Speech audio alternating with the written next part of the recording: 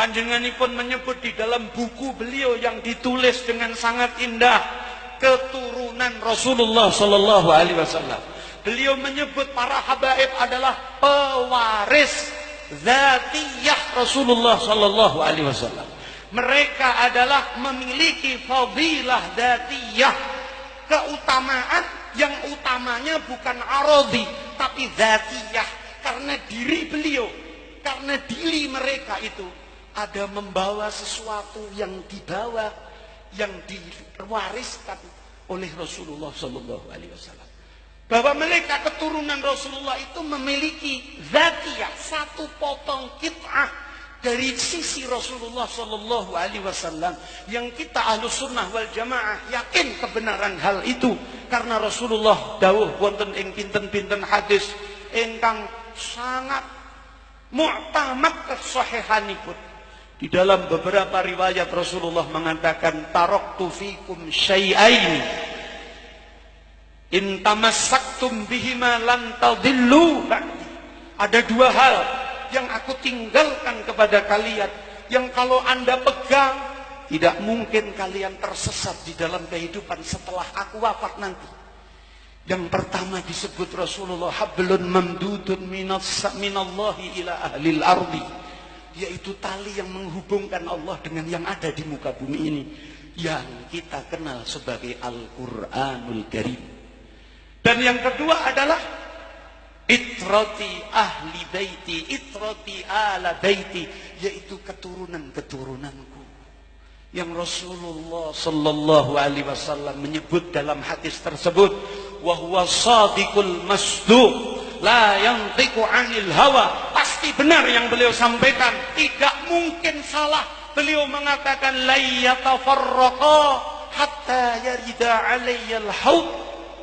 Tidak mungkin kedua hal itu berpisah selamanya sampai mereka mendatangiku di Haudul Kautsar, yaitu di Telaga Kautsar. Nek jenengan podo-podo akidah Ahlus Sunnah wal Jamaah, Kanjeng Nabi kagungan haud.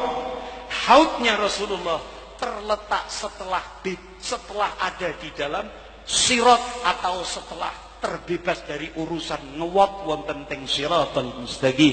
Di situ ada haud yang panjangnya sepanjang langit dan bumi ini, yang airnya lebih abyad, lebih putih daripada susu, yang ahla minal asal, yang lebih manis daripada madu.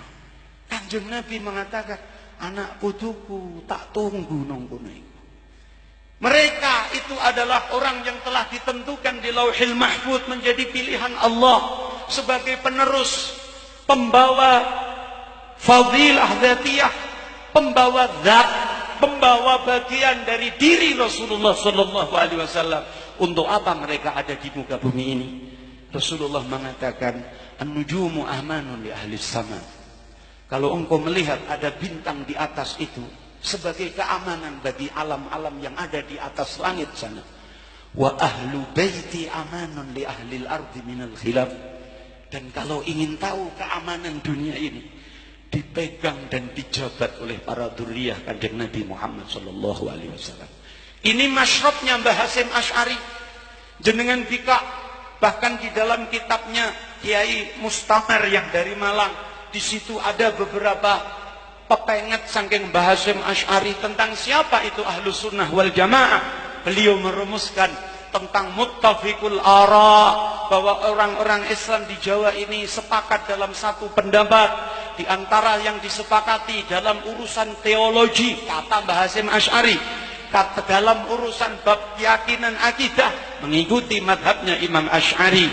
Kalau mengikuti dalam madhahibil arba'ah, salah satu yang dipilih daripada wong-wong Jawa niki adalah madhabnya Imam Syafi'i. Kalau di dalam urusan ketasawufan, mengikuti Imam Ghazali, Imam Syadzili. Dan lalu Imam Mbah Yai Hasyim Asy'ari mengatakan, mereka sepakat pendapat di dalam mahabbah kepada ahli baiti Rasulullah sallallahu alaihi wasallam wal auliya was solihin. Kitab mbak kitabe di situ Mbah Hasyim Asy'ari menyebutkan cinta kepada ahlu baiti Rasulullah di nomor satu kan.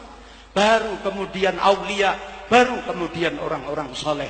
Karena Mbah Hasyim Asy'ari tahu, karena pencapaian yang dicapai para aulia, para ulama, selain mereka para ulama, para aulia, maaf, para ulama, para aulia memiliki kemuliaan sebagai kemuliaan yang arodian, sing anyar teko, sing asale ora ono, dadi ono, mungkin pun suatu ketika bakal hilang dari diri mereka. Ilmu mereka berawal dari tidak tahu apa-apa. Lalu beliau belajar menjadi alim. Beliau mulia karena alimnya itu arodiyah. Tapi dzurriyyah Kanjeng Nabi wiwit lahir cepret, beliau sudah memiliki warisan yang dibawa yang bernama dzatiyah, diri beliau ini. Allahumma sholli ala Muhammad. Hati-hati kalau sekarang NU dibenturkan dengan bahasa. Hati-hati ojo ngrembug Habib ndak dikira Syiah. Hati-hati kalau kita berguru dengan para habaib dikira Syiah. Kalau Anda mengatakan dikira Syiah, maka bagaimana Anda bisa aman kehidupan ini? Karena pejabat daripada keamanan ini dipegang para habaib kita. Kalau NU belajar untuk memusuhi para habaib, kata Mbah Yai Maimun Zubair, pernah disampaikan di majelisnya Habib Syekh bin Abdul Qadir As-Segaf, saya dengar langsung. Beliau mengatakan, lihatlah negara-negara yang pernah ditaklukkan Islam di zaman Umayyah, bahwa di zaman-zaman setelahnya, karena mereka tidak satupun menyisakan ahlul bait, para habaib di negara itu, maka hancur negara itu. Tidak ada Islam sama sekali sampai sekarang. Tapi Indonesia ini dibawa wali 9, di mana wali 9 para ahlu bait Rasulullah sallallahu alaihi wasallam. Lalu ahlu 9 mengokohkan akidahnya, diterima pula oleh Mbah Hasyim Asy'ari lewat jalur keilmuannya. Sampai sekarang orang NU wajib cinta kepada ahlu bait Rasulullah sallallahu alaihi wasallam.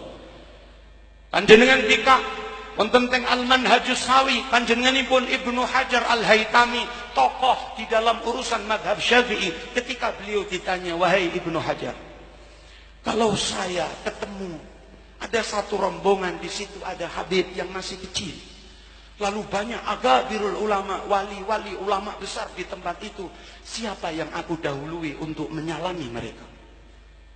Jawabanipun Ibnu Hajar Al-Haytami, dahulukanlah para habaib walaupun mereka masih kecil. Kenapa? Karena mengikuti dawuh Kanjeng Nabi sallallahu alaihi wasallam, qaddimu Quraisy, dahulukanlah para pewaris-pewaris Bani Quraisy, yaitu para dzurriyyah Kanjeng Nabi sallallahu alaihi wasallam. Malam ini yang pertama saya ingin sampaikan adalah pelajaran kita bagaimana Mbah Hasyim Asy'ari mencontohkan kepada murid-muridnya sekelas Mbah Yai Umar ini, yang beliau secara talaqi langsung pernah menjadi muridnya Mbah Hasyim Asy'ari. Beliau mencontohkan kembali kepada kita tentang ta'alluq kita, i'timad kita, bahwa Kanjeng Nabi bukan hanya mewariskan ilmu saja, Kanjeng Nabi mewariskan fadilah dzatiyah, mewariskan zat yang sebagai pengaman dalam kehidupan kita ini. Semoga para habaib kita dijaga zahiran wa batinan. Semoga kita para pecintanya dikumpul ke Kanjeng Nabi Muhammad sallallahu alaihi wasallam. Karena saat ini mencintai para dzurriyyah seolah-olah dilupa-lupakan.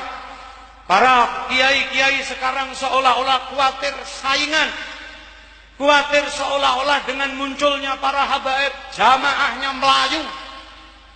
Saya akan meyakinkan kalian panjenengan, dawuh dari Habib Lutfi perlu sampean tahqiqno kalau tidak percaya. Siapa kiai, siapa ulama yang di dalam urusan berjihad di jalan Allah kok gelem nglungguhke para habaib, gelem duduhke umat kepada para habaib? Karena mereka ulama kewajibannya adalah menunjukkan apa yang harus ditunjukkan.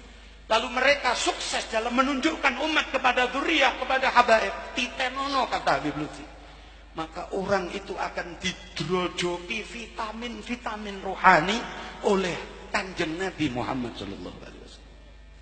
Saya wasiatkan kepada pribadi saya, termasuk apa yang saya temukan di malam ini. Jenengan sing gadah jamaah masih wong telung glintir sing nomor papate jin ra ketok.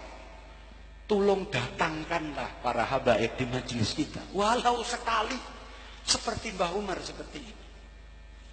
Agar apa? agar kehidupan kita, seanak putu kita diparingi aman,